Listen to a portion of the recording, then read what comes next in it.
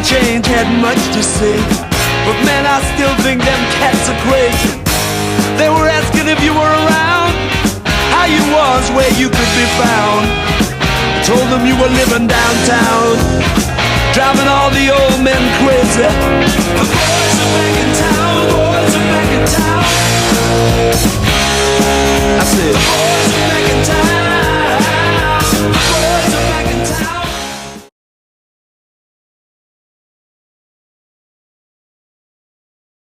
The drug is called Trikafta, and it is used by only a handful of Kiwis here who face death from cystic fibrosis. Now that includes Bella Powell. Hi, my name's Bella Powell. I'm 17 and I go to Crispin School and I have cystic fibrosis. Cystic fibrosis is essentially a degenerative genetic condition. I inherited it as both of my parents carried the Delta F508 mutation. Cystic fibrosis affects pretty much all the organs in the body, especially the lungs, the pancreas and the intestines. It makes all the mucus in the body really thick, making it increasingly hard to breathe as you get older, leading to transplant and in most cases death before 18. Life before Trikafta was pretty grim, to say the least. I started declining rapidly at around age 12. Lots of people with CF get to when they're a lot older. I was just the unlucky one who string of bad infections and just a body that hated me. It was about year 10 when I started to get really sick. It's a time in my life that I hope people do not remember me for. I lost so much weight, I had to stop everything I was doing and I was hospitalised for 6 months. And then COVID hit. COVID turned my life upside down, probably more than most people's. I was sequestered to my home again. I couldn't go out, I couldn't go out to do anything. So I stopped all physical activity and my lung function decreased further. It got to the point where at the end of that first COVID lockdown, my lung function was sitting at around 19%.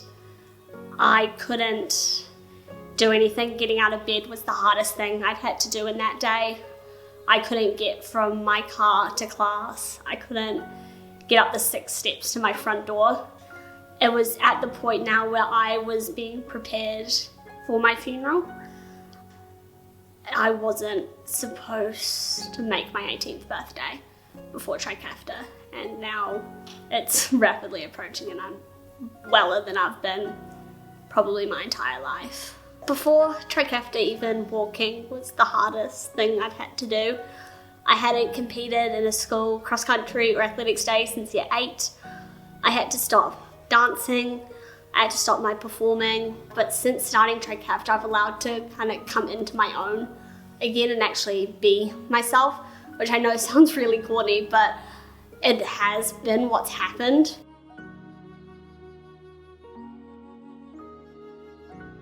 So I'll get up at 6, I'll potter around for a little bit, I'll disconnect my overnight feed, and then I'll do my nebulizers. That takes me it should take me about 20 minutes. It takes me usually about half an hour. What happens is it's a machine with it's like an air compressor, and I attach a nebulizer to it. I fill it with a solution which is 7 times stronger than seawater, and I breathe that in, and I do about 10 sets of that.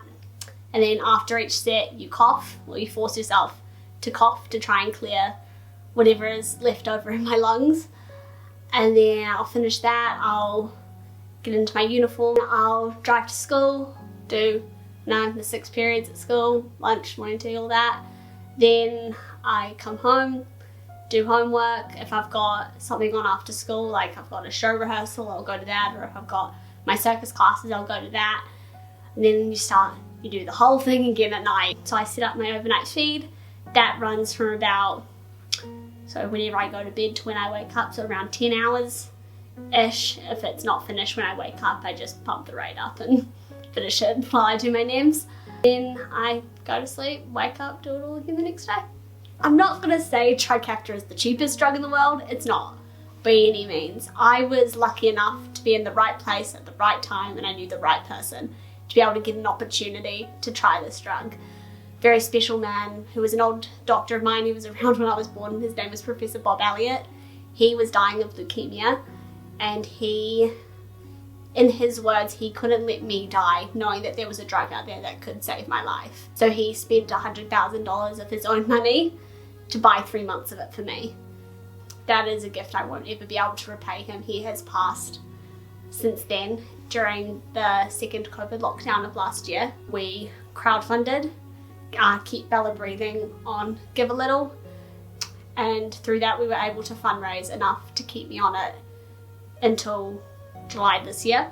So Trikafta costs roughly over $500,000. If it were to be funded in New Zealand, it would be considerably less expensive because we would be bulk buying the drug for the 530 Kiwi CFs, and that price would be negotiated with Vertex and Pharmac to be a lot cheaper than what it is now. Something that is not sustainable for people to pay for long term. I am so lucky to be on it, but I know if I came off it, the mental health side effects of me coming off it would be the thing that took me out, not the disease itself. As soon as I come off this, I will rapidly decline again back to the point where I was and even further. So there is no other option for people with CF. The pharmaceutical companies are saying to us that our lives are not worth it. The price tag on our lives is too high, and that shouldn't be what any young child has to hear with cystic fibrosis. I want Trikafta funded because for me it's the difference between life and death. I'm no longer able to be on the transplant list because I'm on it, and there is no plan B for me. Children should be allowed to have the access to this from the age of 12 so their disease does not progress. They can live long, healthy, happy lives as functioning parts of society. That's why we need this drug, so that CF isn't a disease that causes you to die young, but a disease that you're allowed to live with and can live long lives with.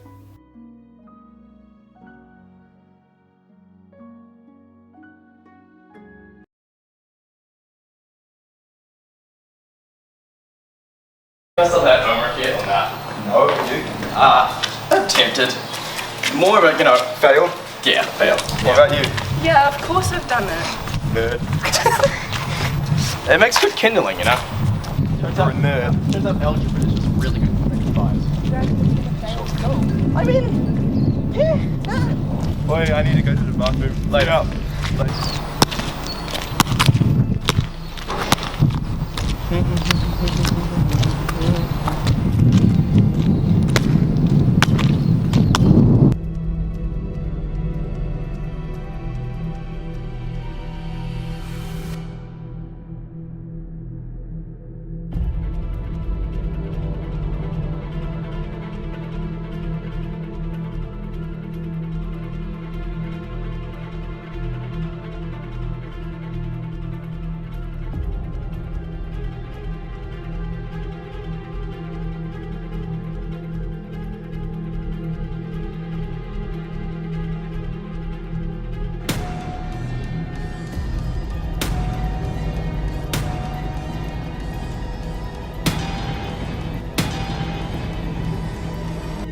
Not like me whatsoever. Maybe because you and Valentino don't put in any work.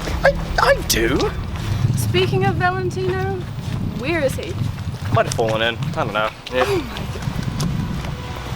god. Isn't this Valentino's? Probably isn't. No, we'll find out. Should I check this? It's Mino's ball. Pretty sure it's Valentino's. Nah, he can afford something like this. You sure this is Valentino's? Yeah, I hope he's okay. He'll be fine, Yeah, but he's fallen in or he's gone on a wild adventure. Oh my Doesn't gosh. concern me at all, really. Besides, he still owes me that $5. Yeah, but he seems to be missing it at the moment. So is my $5, What was that? Probably Valentino. He has manic constipation. Manic what? Constipation. Tragic story. Ever since that goat hit him, it's never been the same. What?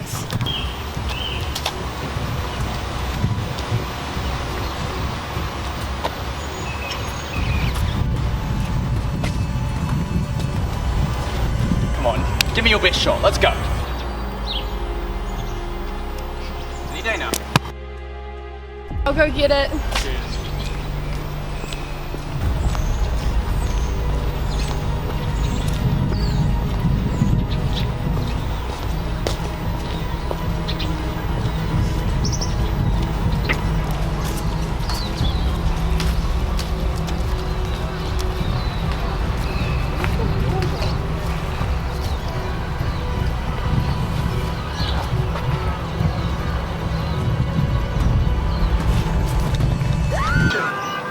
Hey there, Delilah, what are you doing? Come on. Any dinner would be lovely. Isn't she? What?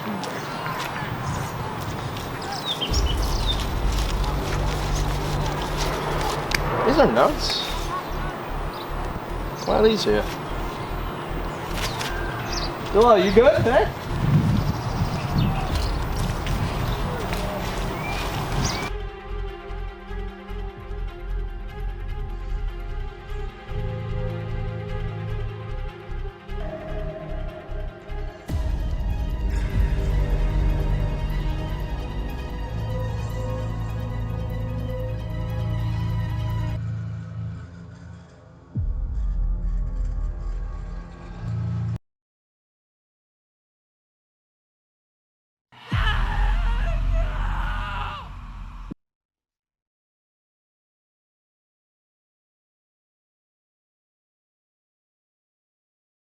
Problem leaving. Now I'm the one to feel it. I just can't believe you don't know what I'm feeling. Guess you got the best of this. Picking up the pieces, you just wanna leave them, killing me a little bit. And I hate the way you love me, and I hate that I still care. Funny how you feel like we would ever talk again. How could you think I'd be your friend?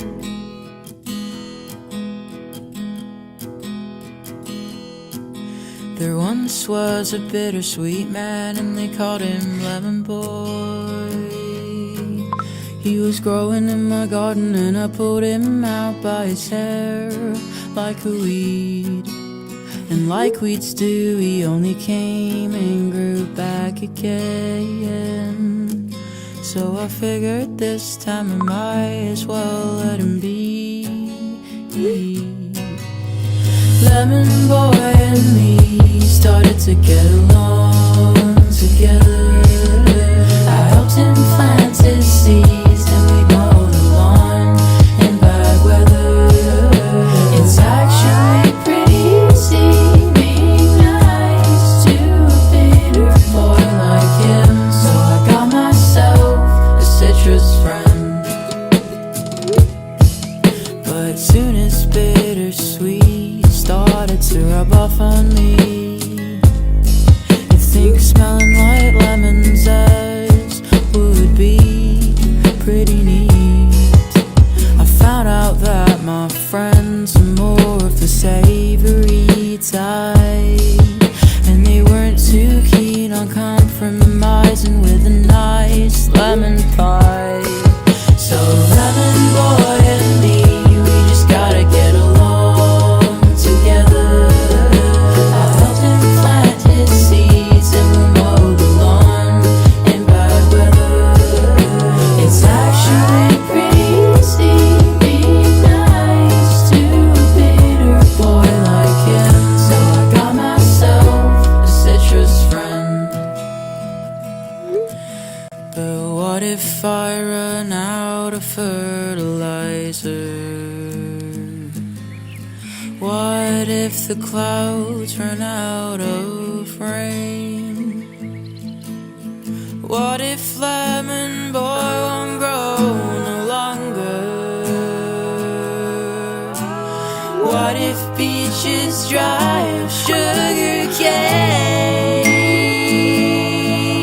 Oh, well, the start to beach themselves. Tortoise shells tear away from their spines. It happens all the time. It happens all the time.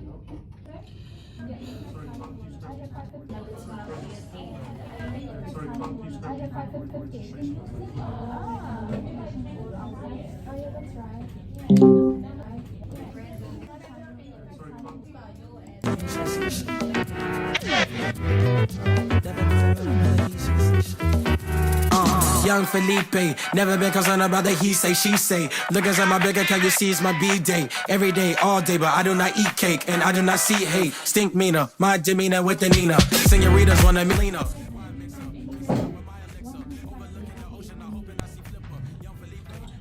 GTA, but not CJ, more like Tommy. Copy, facts. Spacey homie, you can call me Drax, man. Every single track, and you know it's about to start.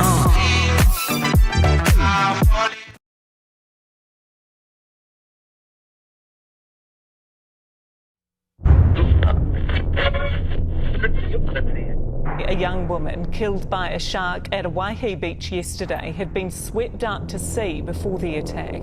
Police say they're not in a position to name the victim, and her death has been referred to the coroner.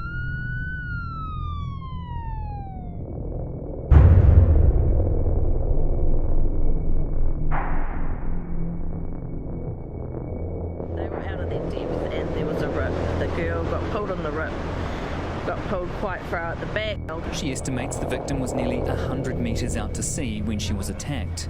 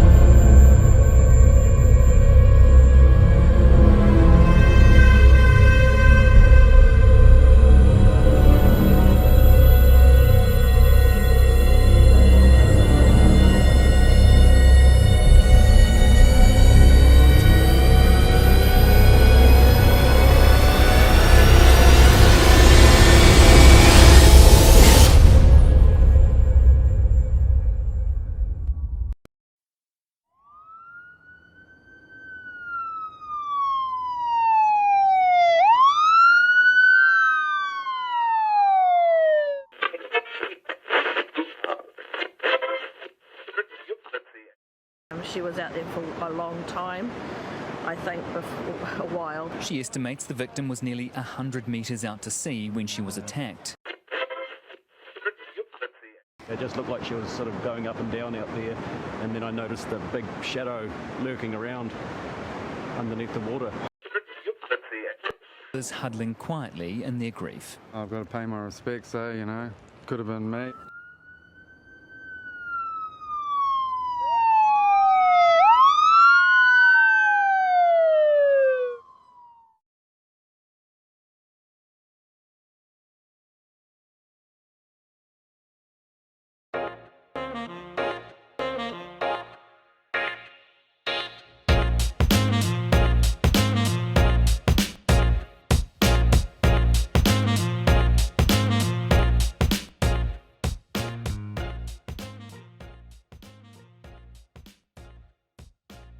So a team time trial is essentially a race against the clock. You have a team of between 4 to 5 people, and you're basically trying to complete the course in the shortest amount of time. Typically, our senior A at King's, we have 5 people, and you're just going to basically rotate off. So you're kind of sharing the workload of, you know, working into the wind. So you'll have one person kind of on the front at all times, and they'll take most of the air resistance, I guess, and then everyone else can draft behind them, and they'll lap off like that. Essentially, you just you just go through the motions as quick as you can, and just trying to be as fast as possible. So usually, if I had a TTT on the weekend, say Saturday, I'd usually have a rest day on Monday, just so you can recover from the efforts from the week before. Then on the Tuesday, I'd probably get into some threshold efforts, which are kind of similar to the amount of effort that you'd be putting out on the day, on race day. So that kind of helps you simulate, that kind of effort and keeps you training, so you're not detraining going into the events. From there, I'll probably go for a nice easy spin on the Wednesday. That kind of keeps everything fresh. You can still recover from those efforts that you did the day before. On the Thursday, I'd either do like a short ride with some sprints, or maybe do another easy day if the TTT was to be on the Saturday, for instance. And then the day before, I'd do a couple of openers. So the purpose of those efforts to essentially get the legs all ready and primed to be at like peak performance the next day. So that would typically be a couple of VO2 efforts, a couple of sprints, just nice short efforts that aren't going to tax my like aerobic system too much or put too much stress on the body prior to race day. And I'd usually try and do that at a reasonably high cadence, given that most of the team time trials are raced at quite a high cadence for schools racing. So that's pretty much it. And then obviously the next day, just get a good warm up in, and then the legs should be ready to go.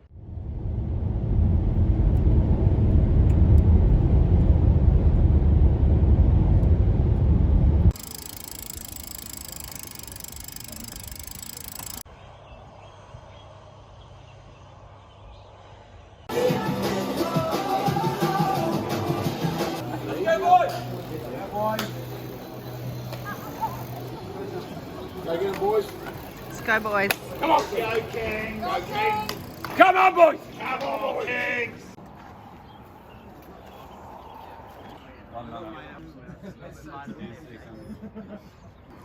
5, 4, 3, 2, 1, go. Go Kings. Go Kings.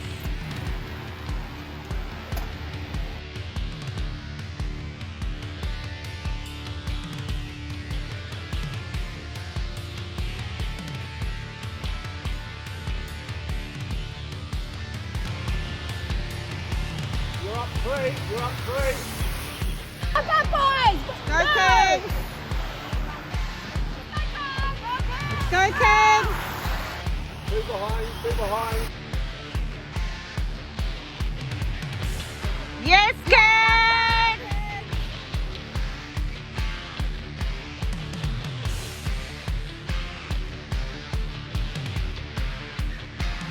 Down, 8 down. 9 behind. Go, go, go, go.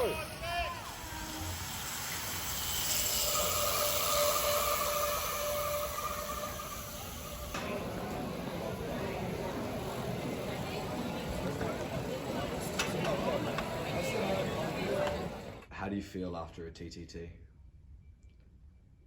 Dead. The lungs hurt, legs hurt. Feel a bit of blood in your mouth, and just time to think what happened in the race and look on towards the next one. I think the TTT went fairly well. There's a few things we could have improved on, so considering the close margin, I think it was a good effort. Close to the course record and up on grammar for a couple laps, which was actually good success, but staying on top of our training and pacing for the next couple TTs, and hopefully we can catch them. I think the record kind of is not that important when there is someone that's already gone past it, so you're chasing the person that's taken it more than taking the record itself. Good results would be one that I'm happy with, considering all the circumstances or anything that happened during the race, excuses you might have or anything like that. I think second is something to be happy with. There's always, first loser. It was a good effort, and considering that we've got 4 riders compared to Grammar's 5, I think that's the best we can ask for. Grammar put in a really, really good performance with their 5 riders. They're a really strong team, so it'll be pretty hard to chase them down.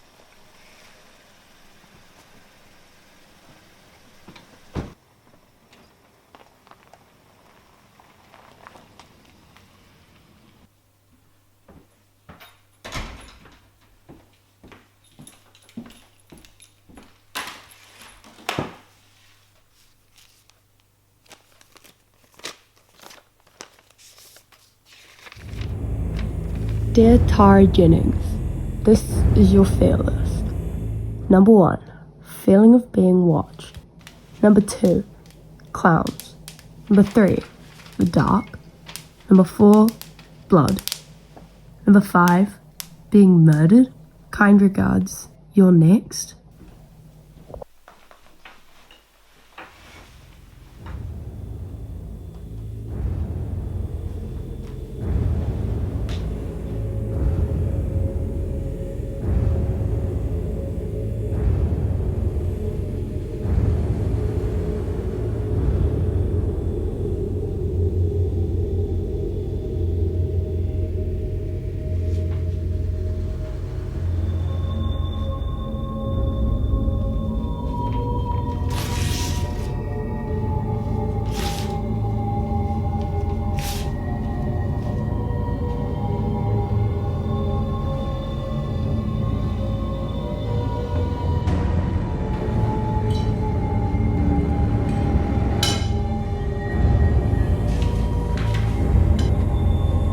Fear of clowns. Yeah, sure.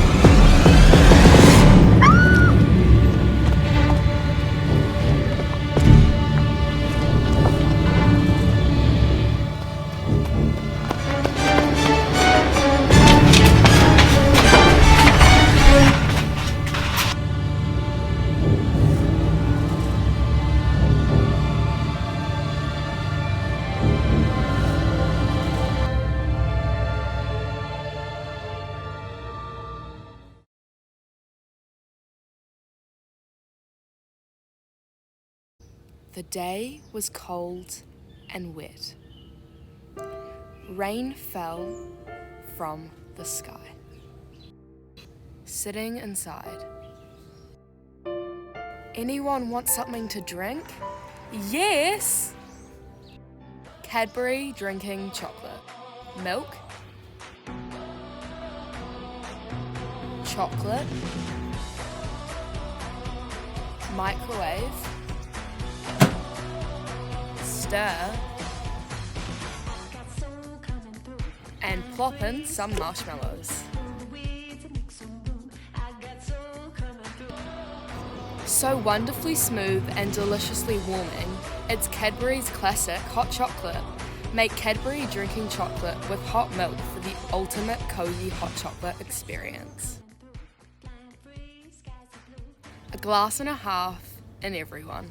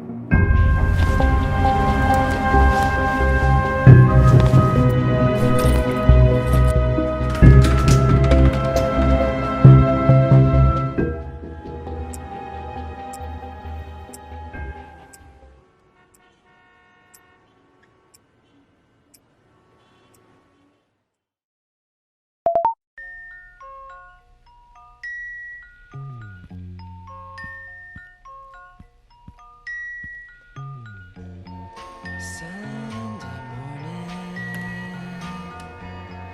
brings the dawn in. It's just a restless feeling by my side. Early dawning.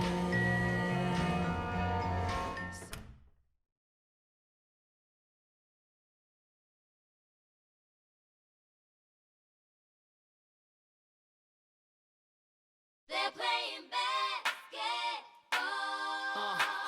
around the world. To the beach, y'all. Let's go. All around the world. Y'all know this is so that. To the beach, y'all. Yeah.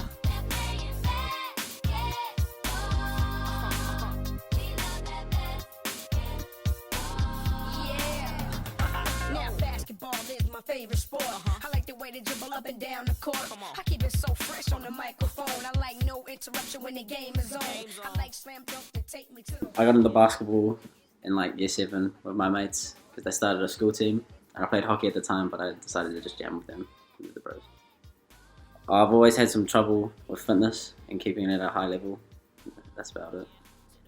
Before going into the game, I like to get hype in the van on the van ride there. Just play some music, try jam out. If I was to give advice to the younger players, I'd want them to find their position early, because I was at a bigger position when I was younger, and now it's not bad. One way, turn around and hit you with the MJ fade away. I'm throwing down passes like J Kid, taking catch to the rack, and I'm dunking on them like C-Mac. When I'm in the plane, I play with that Alonzo style. I'm like Darius, cause I can... Don't too many players get offers like me. But back and forth are likely. Shake the checks off your Nikes. They almost had me in a suit at the draft, cause it looked like a free throw when I be shooting from half. The first step like... So I've been playing basketball since a very young age. So like, as I've grown up, I've always had a ball in my hand. And so like, now that as I get older and older, like my love for the game just keeps expanding and getting larger and larger. So like when I go on the court, I just love the game so much that when I'm on the court, I just let everything else go, and like I can just focus on something that I really enjoy and I'm quite good at. So yeah.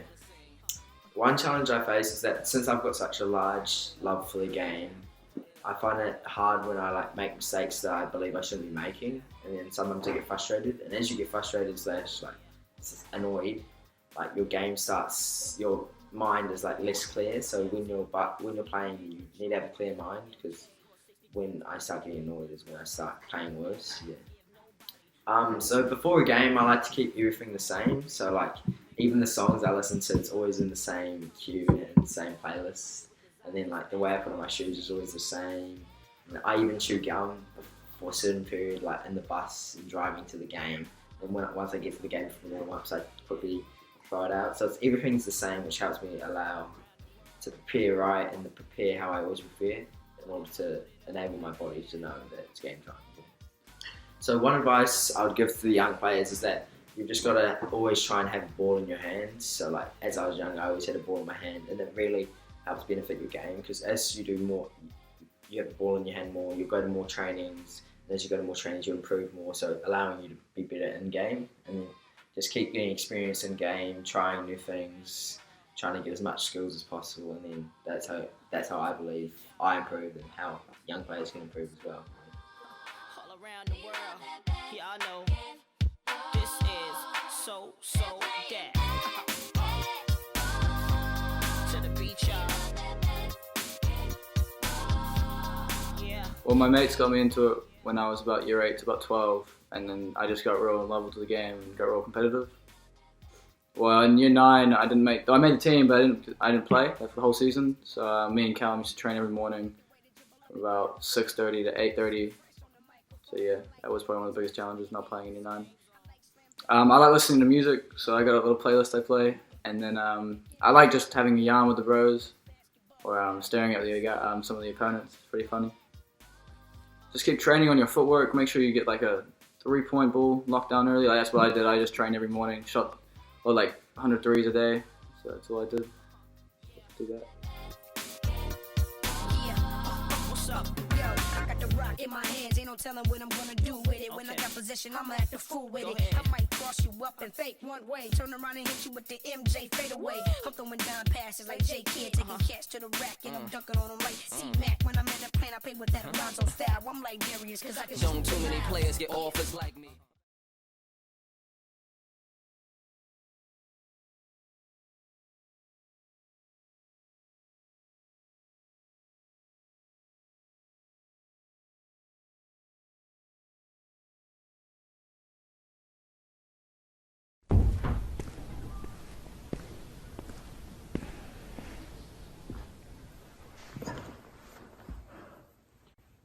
Okay, what did you do in Vietnam? Well, I was an Australian war correspondent. It was my duty in Vietnam to observe capture the soldiers fighting. We were there along with 6,000 other correspondents to bring the war back to the people back home. What was the first combat you saw? Well, I went over in February '68 just for the Tet. When the VC started, the Viet Cong started to make the major push. I remember waking up in the day. I was going out for the first time, seeing all the helicopters lined up and getting ready to go. And the crews were sitting all up there, their weapons and rockets and whatnot, and guns everywhere. And we got going. A combat company's mortars and machine guns are divided among several aircraft, however, so that the loss of 1 or 2 helicopters would not knock out all the company's heavy weapons. Troops are seated in each attack helicopter so that the first man off will be an automatic weapons man. If necessary, he will provide a heavy volume of fire to cover the...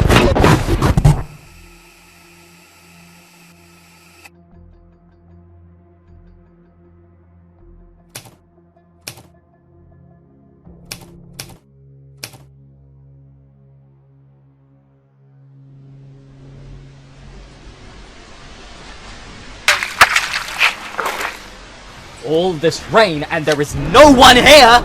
No. It's a good thing though. Fucking new draftees, they have no clue what to do. They sure talk the talk though. Yeah. Shit. What? It's rocking my boot. Jeez, calm down. It's Indian country. Every time we come out here, take 2 steps off the chopper and I get a rock in my shoe. Jeez, calm down, dude. Got plenty of time.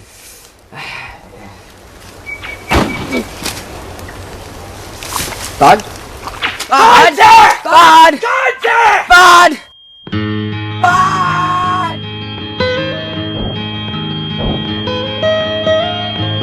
Almost heaven, West Virginia, Blue Ridge Mountains, Shenandoah River. Life is older than the trees, younger than the mountains, growing like a breeze. Country roads, take me home. Yeah, soon I realised everybody was gone. There was none of my mates left in the gully or the meadow or the paddock we were in. So I just ran into the jungle. I had no idea where I was going, where I wanted to go to. I just ran and got out of the place.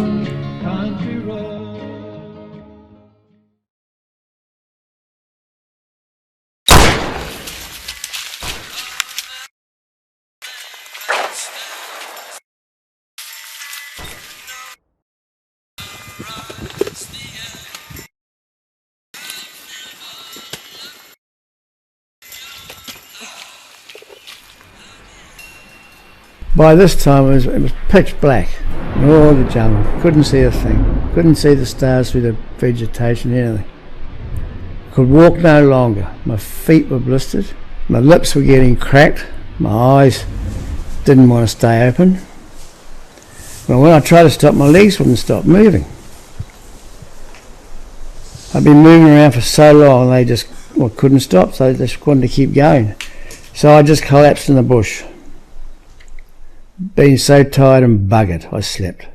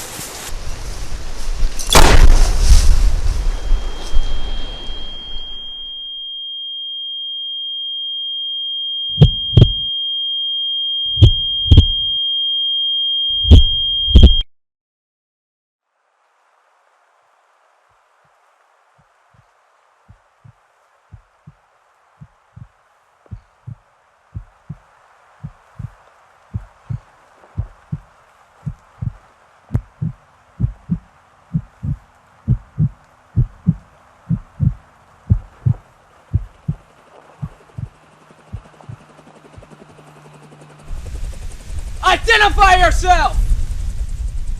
Charlie! Front! Light him up! Australian! Australian!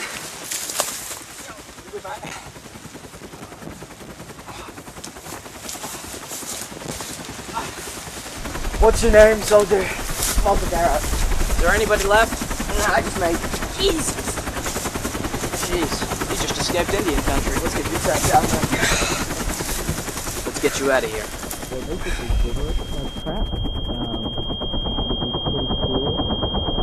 Yeah, well, this guy started chatting with me. I can't for the life of remember what he was talking about. I just wanted to get out of here.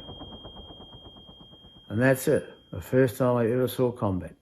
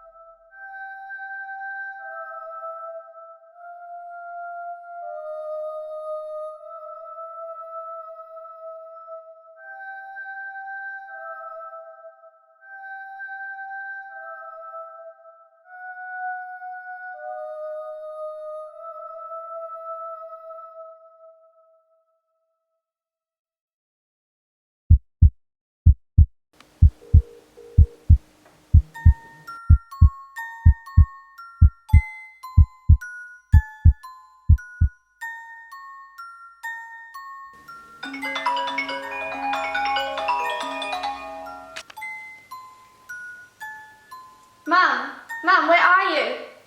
Turn around.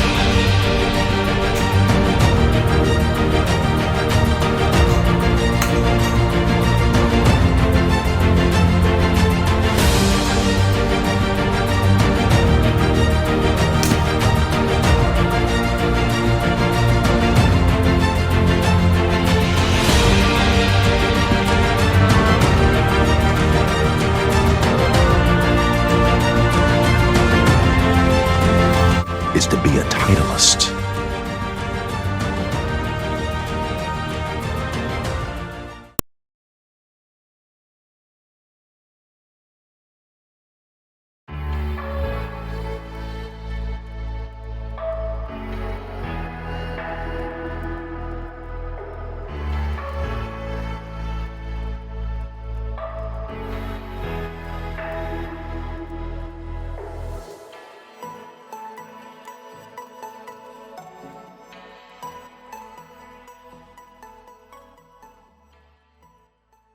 Good morning, welcome to Unimax Labels. My name is Dinesh Kumar. I'm one of the two owners of this business. And Unimax is one of the leading manufacturers of providing self-adhesive labels, or stickers as people refer to, in New Zealand.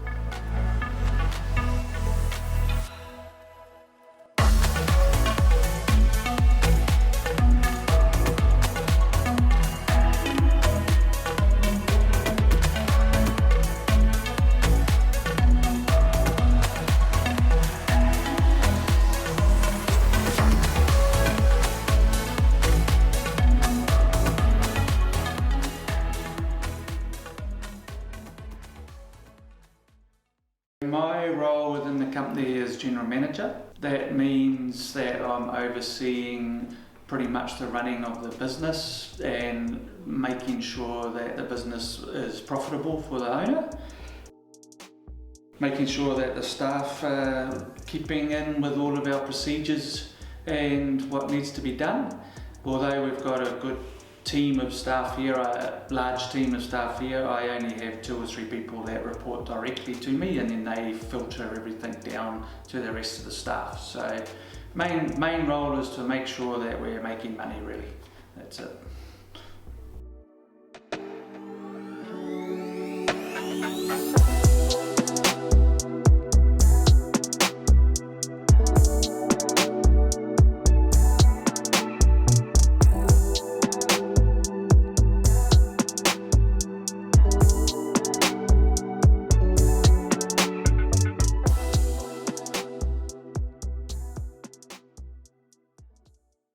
The tube press jet machine works very similar to a desktop inkjet printer that you have at home.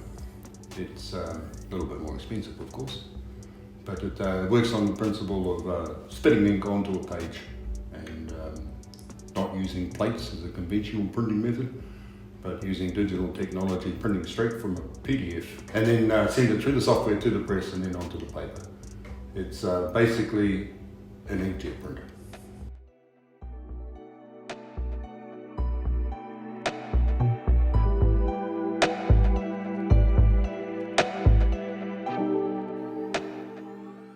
Some of the challenges that I face more based around people. So obviously, because we've got staff members, making sure that we're there fulfilling their roles properly and as per our procedures. That's probably the biggest challenge that I have. And obviously dealing with customers. So the sales team will get me involved. Majority of the time they get me involved is when there's a problem with something, so I need to go and see the customer to sort something out, make sure that they're happy, because obviously we want all our customers to be happy. So the main challenges is just dealing with people and issues that come around dealing with people.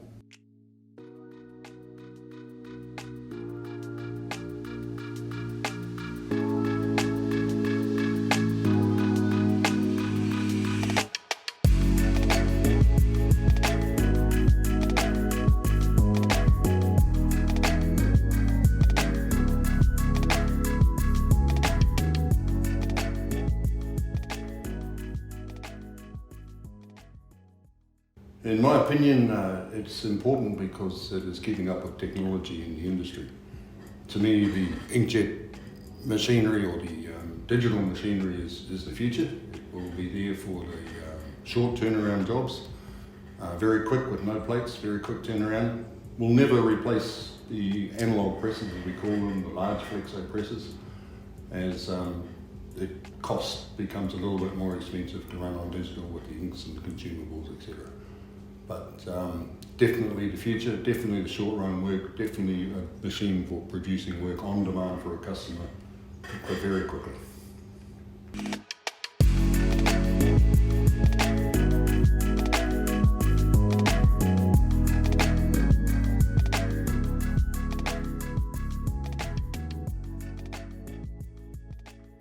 The process changes the production of the labels in the sense that we are now able to produce a job quickly and on time without producing or having to wait for the outworkers to send us plates, dies, etc.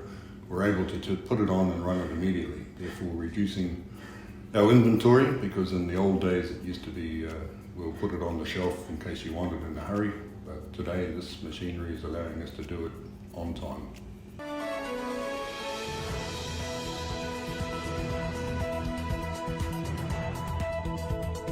Kia ora, good evening. Prepare to go into isolation as a nation. The country will go into lockdown and schools will shut from tomorrow as the number of coronavirus cases jump dramatically in the biggest one-day increase so far.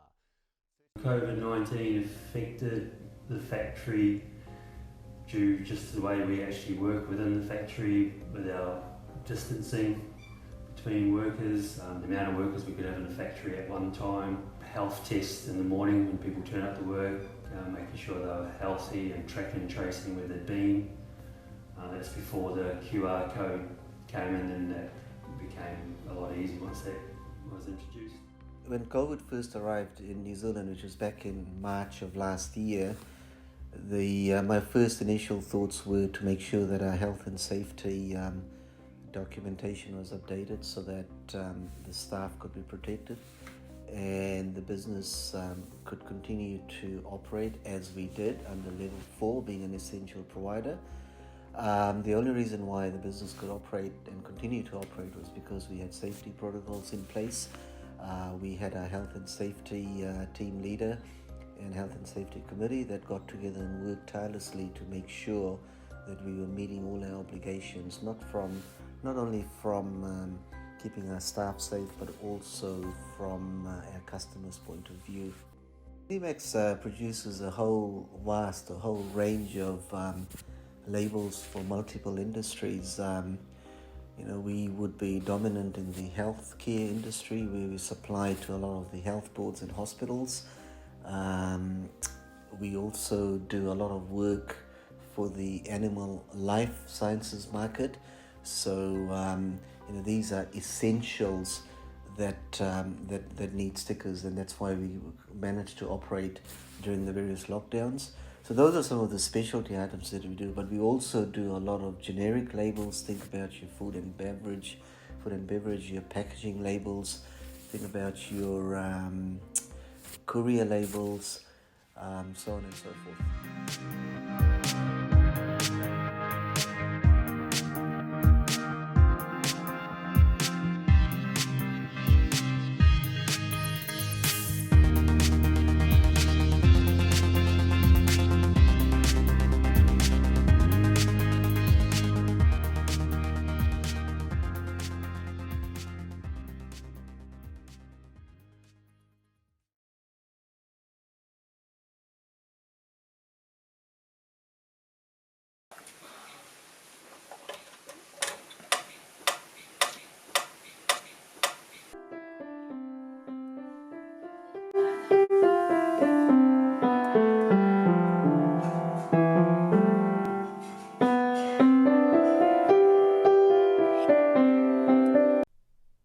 这是我最爱弹的曲子。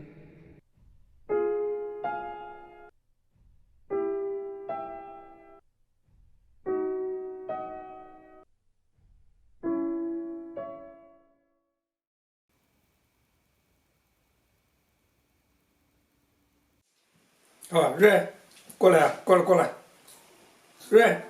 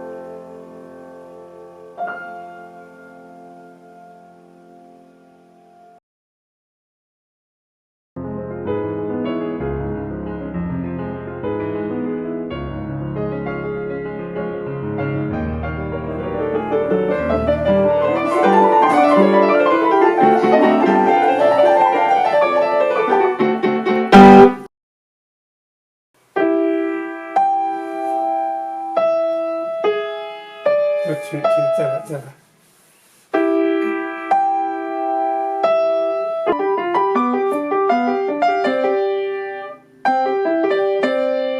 Can't do this anymore.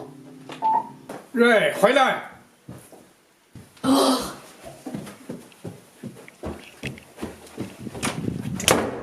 I hate piano.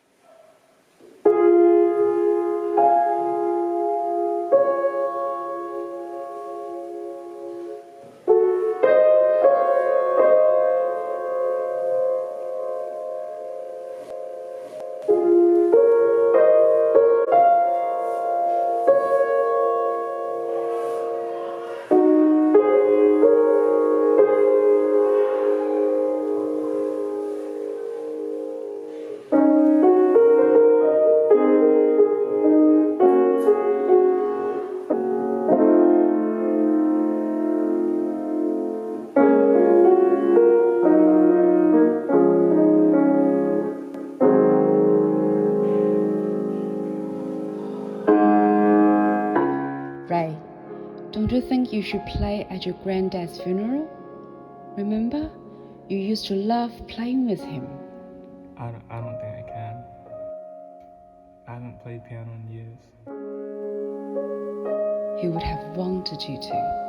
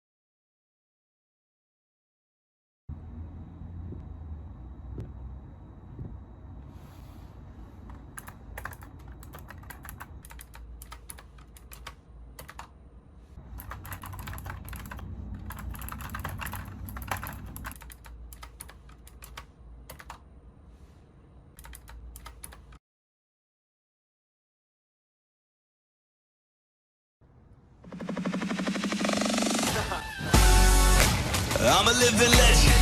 You ain't heard yet, you not get the message. From the moment that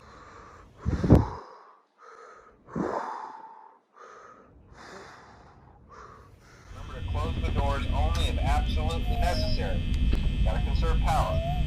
Alright, good night.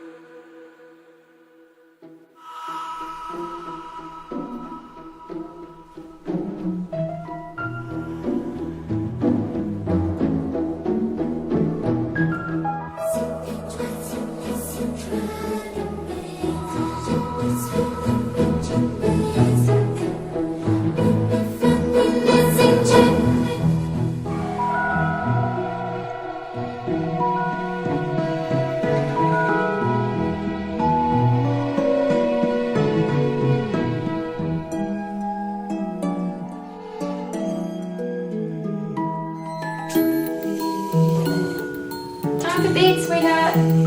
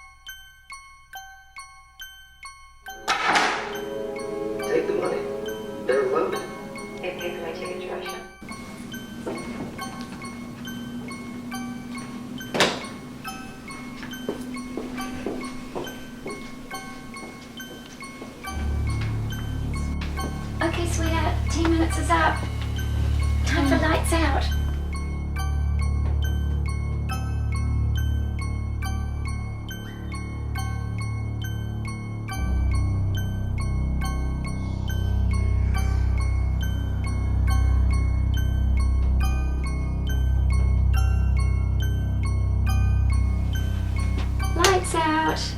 But Mum, there's a monster under my bed. There's no monsters under your bed. There's no such thing as monsters. Can you just check, Mummy?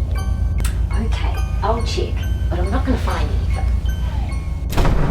Mummy, there's someone inside my bed.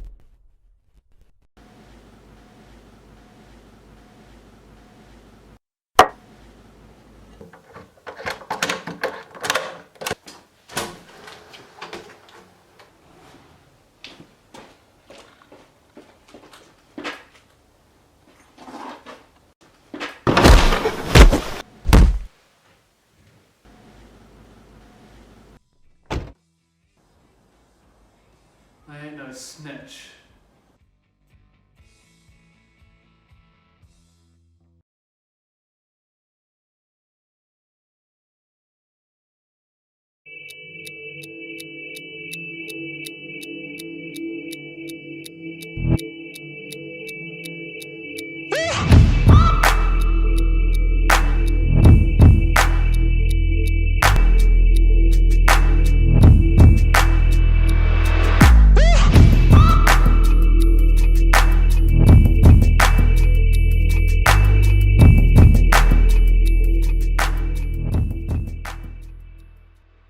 I joined rowing to help my fitness and lose some weight. I was quite unfit and fat in my younger years, and we had some of the older rowing boys come and give us a little tutorial and a bit of a short introduction into rowing, and from there I kind of thought about it quite a lot, and then I just made the decision to join it and see what it was like for a year. To be honest, I joined it because I thought it'd be like wakama. I'd never done wakama before, but I wanted to try it, and I thought rowing was like wakama, so I did it. And it wasn't like wakama. Rowing offers a great community of friends and family that you develop over a sustained period of time. So whether that's the 4 years of school rowing or a longer period, you learn to love and care for family and friends who aren't actually related to you, but you spent a great deal of time with. Also just this club spirit, club culture, I think that's something our seniors have tried to build on in these past few months at rowing in our last season. think that's a pretty good thing that the club offers. My daily timetable under rowing struggled at the beginning. It was a mission trying to balance this constant tiredness with an overload of work and a heap of training sessions, but I think in the first 3 months you slowly start to work it out, and by the time you come out of that first season of rowing, you've kind of almost mastered the idea of timetabling your day and working to your strengths and maximizing your efficiency when you're studying or when you're eating or when you're sharing and all those kind of things. You learn to make it all work and still have enough time to sleep through the night. Some of the negative impacts of rowing kind of include that tiredness and exhaustion you get from training 13 times a week. And then it's also just a matter of sometimes you can get quite riled up against people because you're tired and because you're spending hours and hours with the same people. You can get quite frustrated quite easily, and then it can develop into some really nasty arguments and fights. But yeah. I mean, sometimes I would come to school really tired. I fell asleep in a couple of my classes sometimes.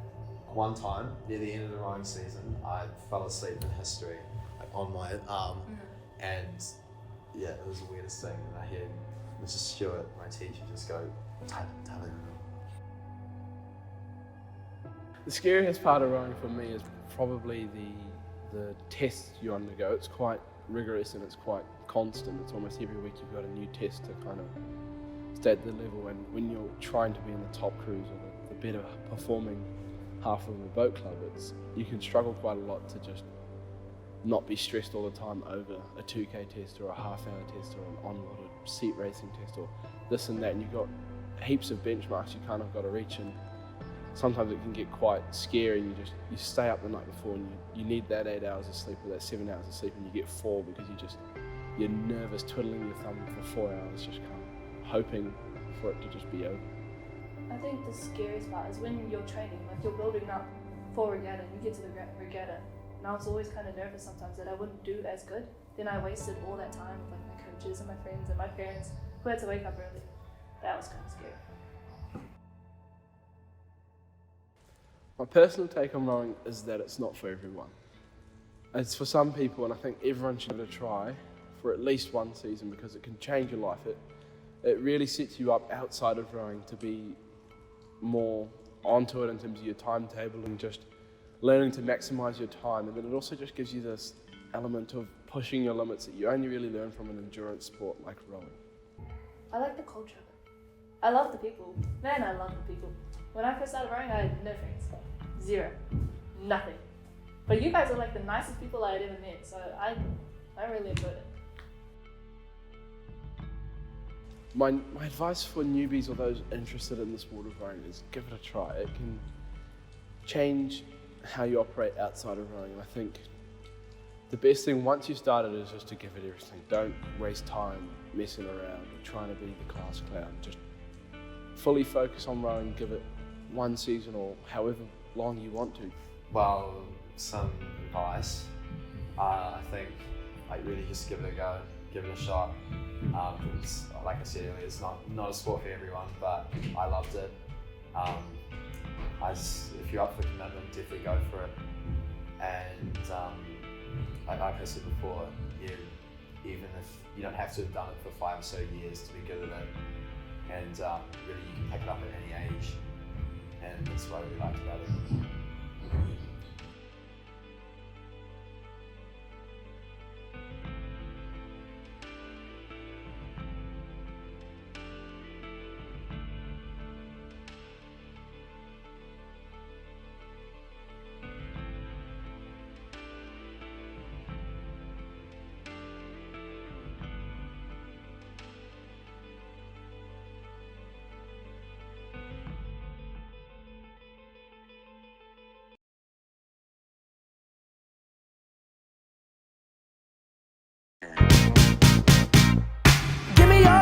Give me your attention, baby.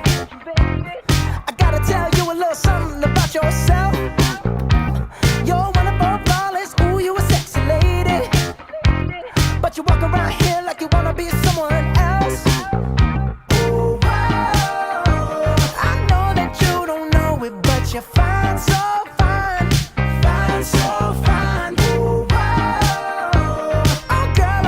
gonna show you when you're mine, oh mine, mine, oh mine. Treasure, that is what you are. Honey, you're my golden star. You know you can make my wish come true. If you let me treasure you. If you let me treasure you. Oh,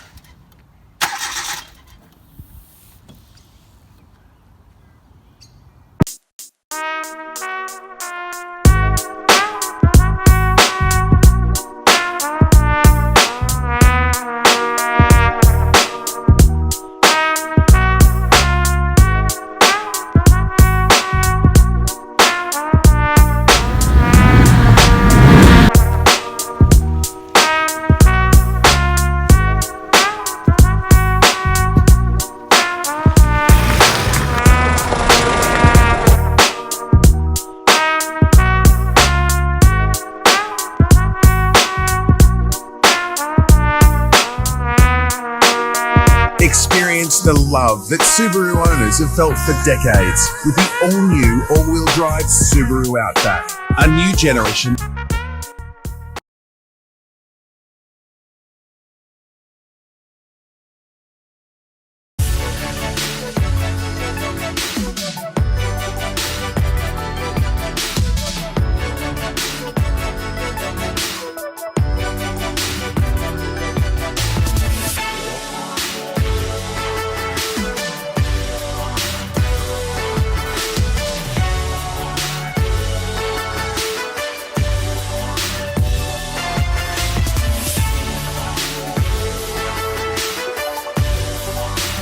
The way my family's influenced me around music is ever since I was a little kid, my dad would always kind of encourage me to play guitar with him or play the drums.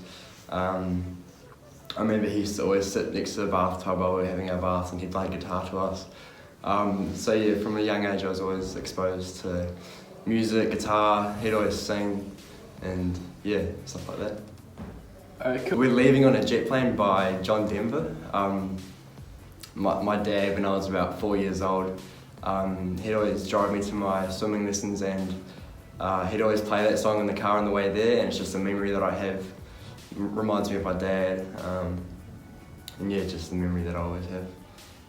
Sporting, gymming, I always put in my headphones. It kind of motivates me to work hard. If it's a really hard song, it'll help me get through the reps, get through the sets in the gym. Playing basketball as well just makes it a bit more enjoyable. I always just chuck in my headphones or yeah, put on a speaker or something like that while I'm doing my study.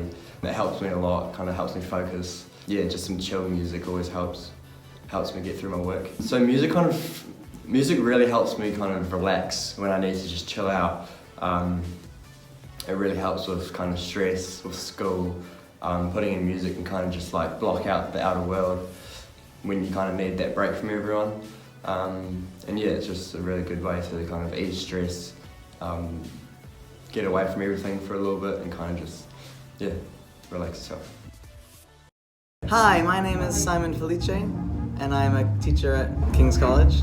My family's influence on me in music is a huge influence because my dad's a musician, my dad taught music, my sister's a musician at the moment.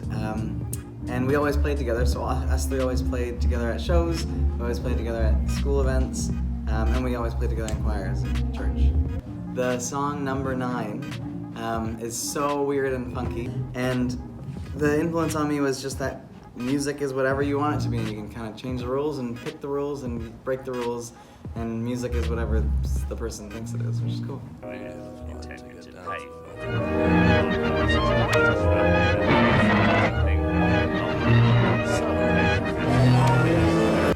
When I sing alone, I feel really lonely, and so I really don't like singing alone. But when I sing with other people and I play with other people, it's so good, and I just feel like I'm in tune with the universe and in tune with other people, in tune with myself, and yeah, it just kind of feels right. What I do with my job, I'm very lucky because I'm a music teacher, so I use music every day. I do try and teach the love of music more than just let's do music and let's learn about music, so I think that's how I use music in my job. I think music's affected me in a, like, it hasn't really saved my life or done anything huge like it's done for other people, I think for me it's just been an amazing avenue to my life. Like, this gets to be my job, this gets to be my life, I get to be around music all the time. I never thought I'd like really enjoy and love my career and my job, and I do because of music. Hi, my name is Adam Roycroft. My family's influence on me with music has started through the generations. Started with my great-grandfather on my dad's side. He used to play banjo and sing with the locals, and then that trickled down to my grandma, who used to play saxophone, and my grandfather played trombone for the Queen. That eventually again trickled down to my father and his brothers, who all play guitar and sing. And that inspired me because I wanted to be a rock star, so I started picking up guitar from my dad because I wanted to be like my dad. A very memorable song that made me feel very strongly was one of the first songs I ever learnt to play guitar solo for, which was Sweet Child of Mine. And it made me feel very powerful, and it was my first glimpse into what it feels like to be a rock star.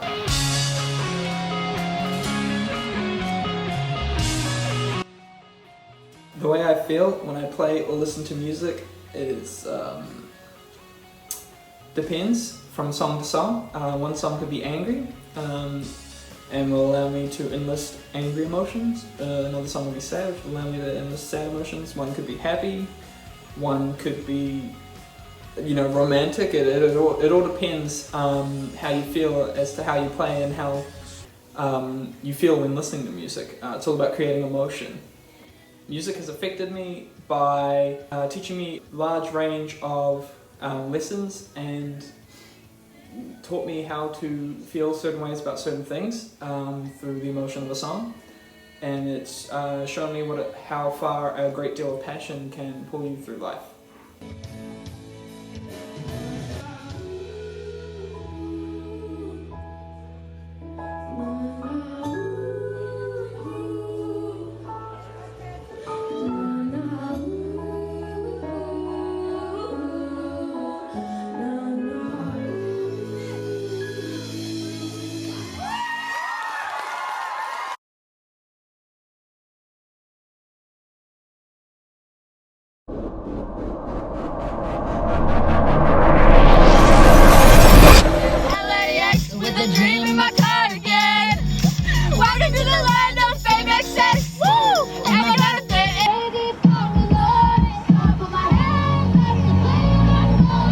Oh my god, I'm so bored. Let's do something fun tonight. Yeah, same. But I kind of just want to chill tonight. No, let's have people over. I'm also really thirsty. Okay, let's go home and get something from there. Why don't we go to the dairy? It's only a 5-minute drive. Okay, I guess.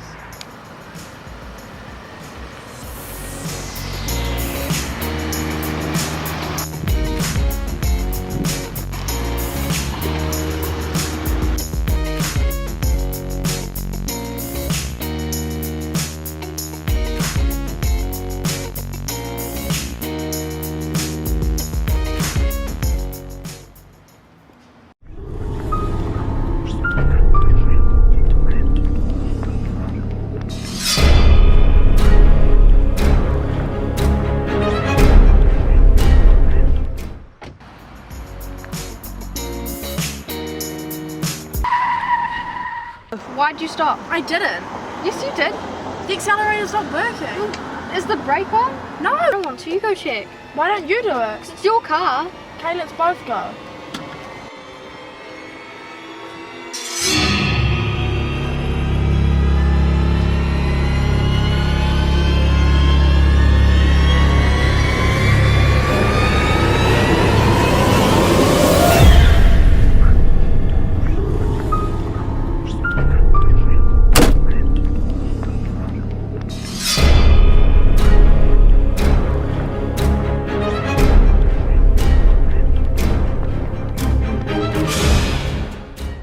Good evening, guys. You've been selected to take place in the human past. 5 minutes time, 3 hunters will be chasing you with the sole purpose to kill you.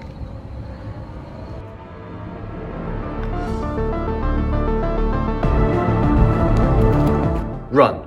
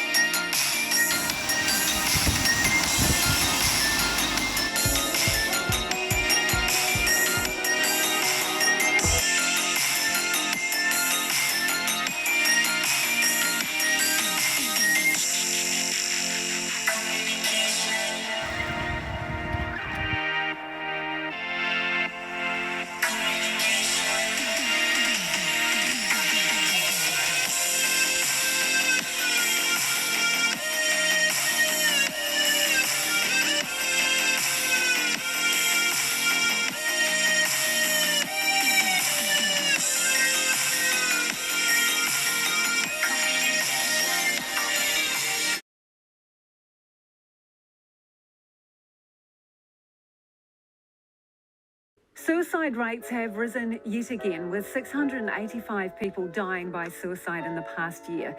That's 17 more lives lost.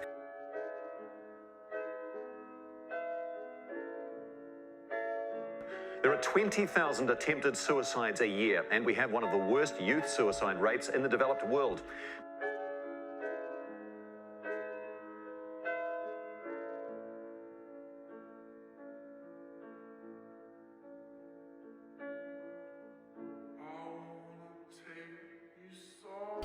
Do I believe the New Zealand health system is failing teens? A little bit, yeah.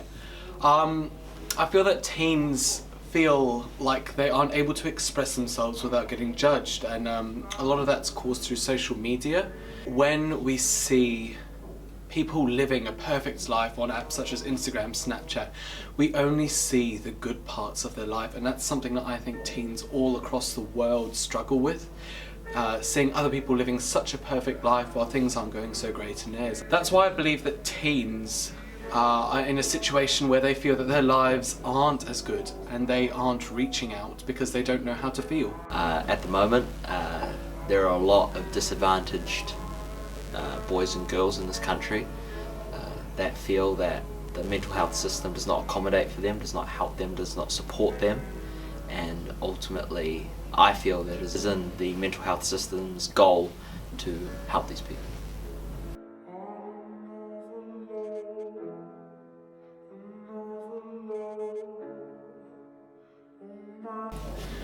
In New Zealand, we're given this idea of we shouldn't have a negative mental health, and I think that's really stupid, to be completely honest, because things aren't always meant to be peachy and perfect. You know, there are meant to be tough times, and in New Zealand we are shown as strong individuals, and that just isn't communicated when there are mental health struggles, that things are okay to not be okay. And I think that's just due to the way that New Zealanders are. The two largest factors I feel that are why self-harm statistics are so high among children and teenagers is because we have both placed too much responsibility on children.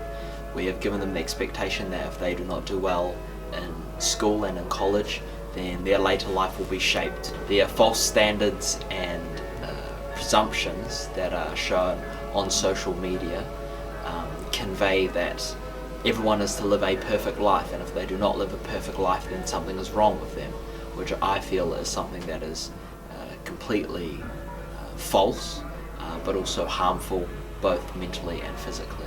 Men have this idea of not being able to express themselves. Personally, I feel that I am supported in King's College. There is a great amount of support from the staff body, not just the teachers, but the housemasters and tutors that are at the school, as well as extracurricular coaches.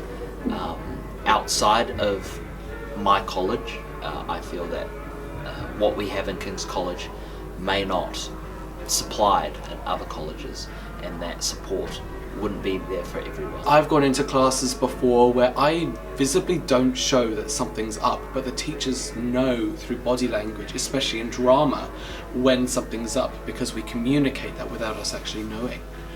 I personally also think that counselling should be made mandatory within schools, because while people feel like they don't need to talk about their problems, we all do, and having that time to express ourselves with people really does help.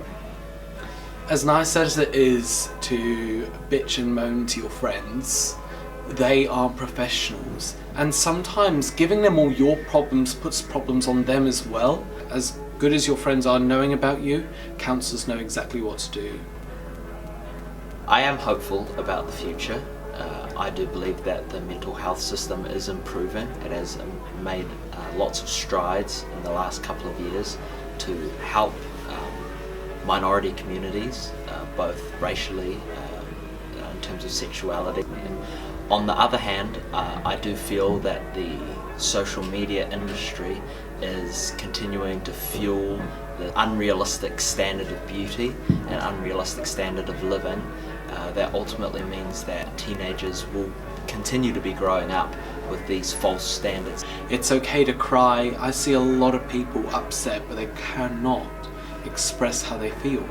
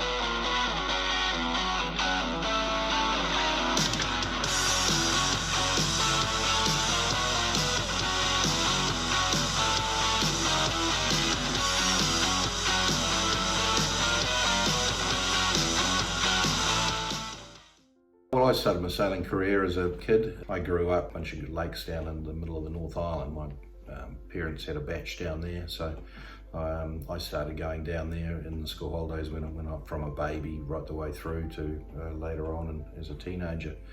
And you know, we started sailing down there in P classes and Mistrals and New Zealand moths and lasers when they first came out. And so you know, I was right into boats and loved sailing. And you know, obviously as a youngster, I watched the first America's Cup in 1983 when the Australians beat the Americans. At the age of 15, school wasn't really my thing, so I left school with my mother. We were trying to work out what I was going to do. So we went around to all of Auckland, sort of all the local boat building companies to see if they would take on an apprentice. And I was very lucky to get a job at Cooks and Boat Builders, who at that time were at the beginning stages of building high-tech racing boats. And I was very lucky to be invited to sail on a boat called Shockwave, which I built at Cooks and Boats with Earl Williams, and went to Hawaii, and I think that was my first international regatta. I also sailed on the old Saramco over there for an American owner, so you know, I think I was only like 18, 19 maybe at that stage. And then after 3 years at Cookson's, there was an opportunity.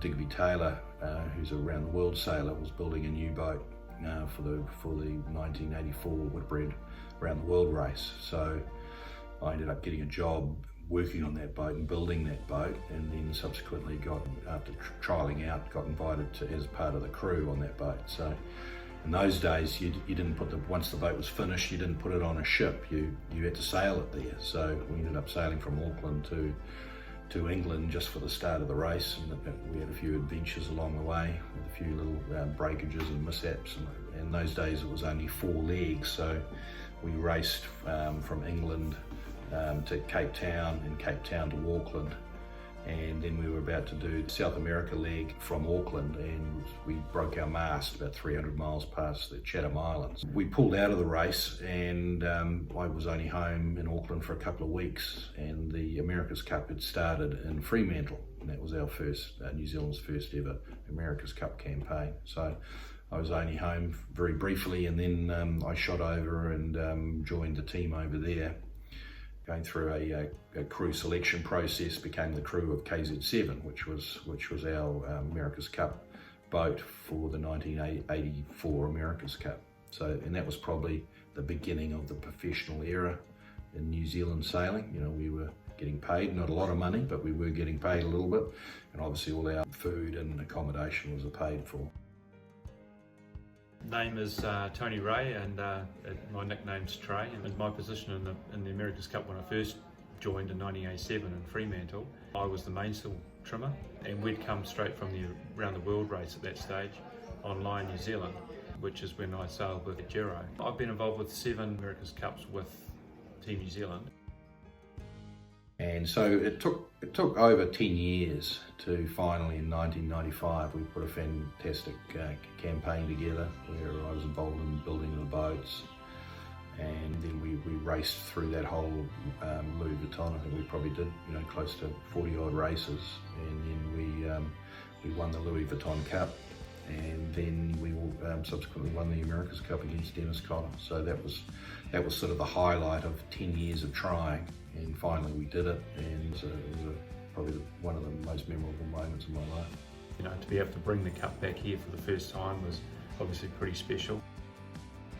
I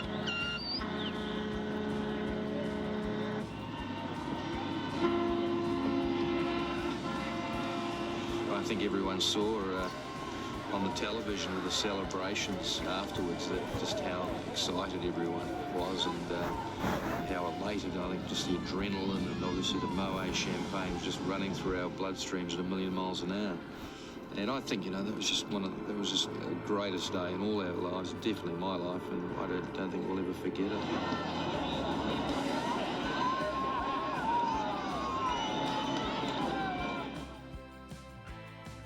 I think a lot of what you don't see in the background with a lot of sports is how much time and effort goes into getting to the winning part. You just see, a lot of times with sports, you just see the team kind of winning, and all the celebrations and that sort of thing, but you don't often see all the effort that goes into getting to that stage. I guess my advice for a young up-and-coming male, female, that I think first of all you just got to have that passion to go sailing, and you can't just think, oh well, this is what I'm doing, this is the job I'm doing now, these are the skills I've got, and now I've decided I want to be a professional sailor. You can have that, I think you can have that vision, but I think you just need to have the passion to I just want to go sailing because I love sailing, I love racing. If you've got the right attitude and you get on a boat, it shows up a huge amount to who's leading the team or whatever. Separates different people quite quickly is the attitude that they have. The thing about sailing is, I love being outside. I love nature.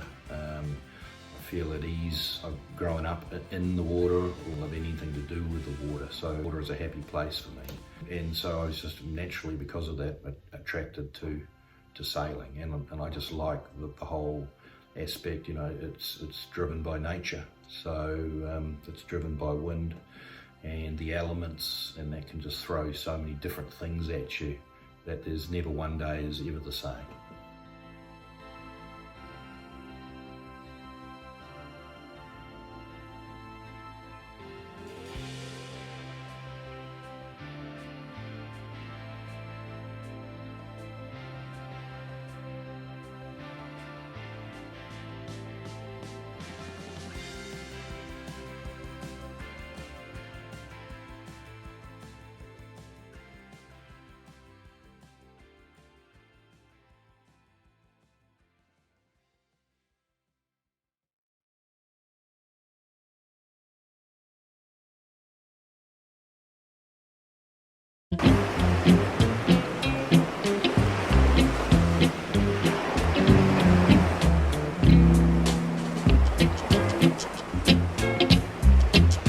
Bend down low.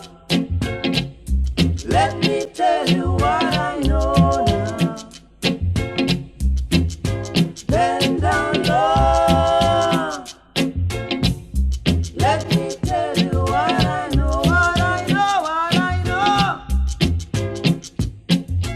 Long time, we don't have no nice time. Do you think about that? Long, long, long, long time, we don't have no nice time. Do you think about that? One love.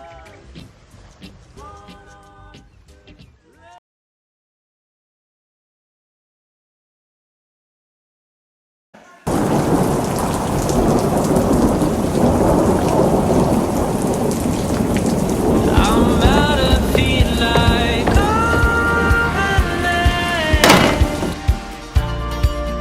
don't ever let your heart slip away of what you want, 'cause all my life I've been wanting to know if it's dangerous out there, should I go?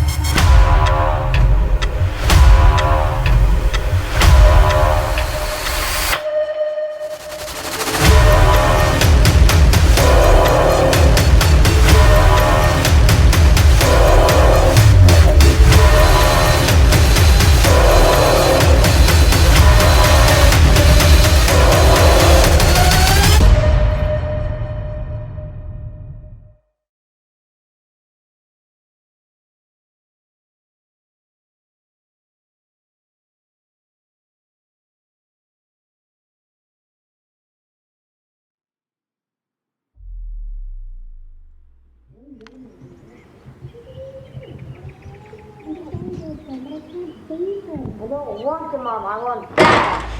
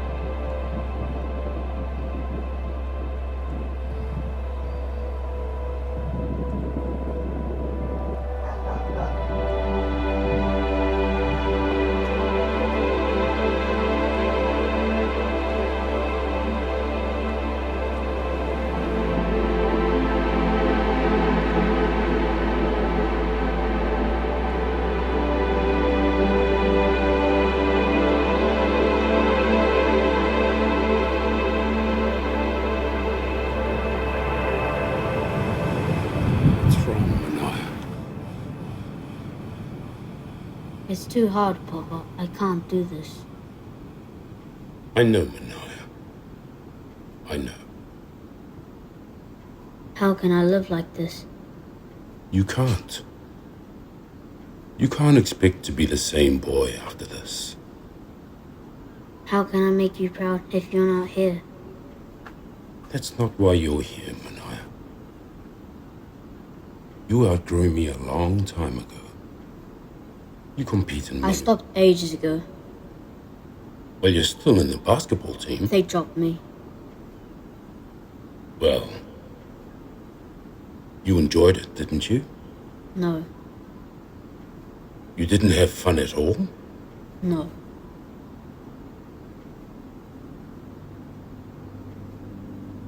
Would you like it more if I was with you?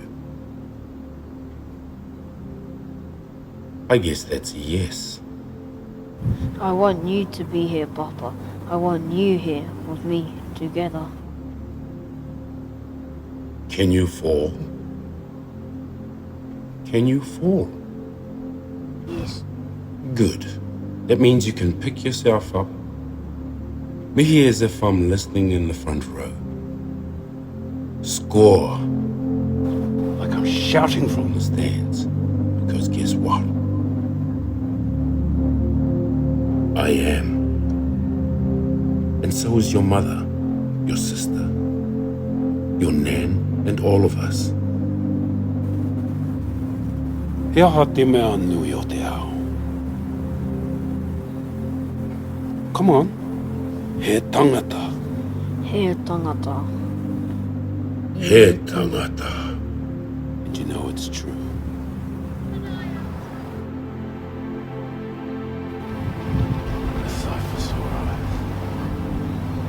I don't want you to go.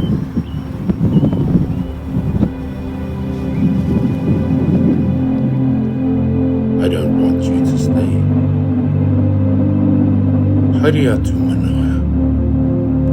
Aroha mai ki a koe.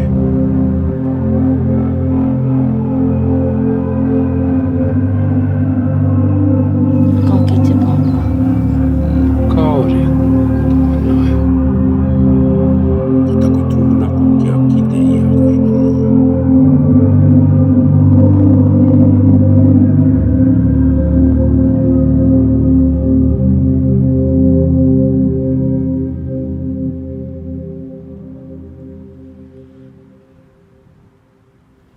Son.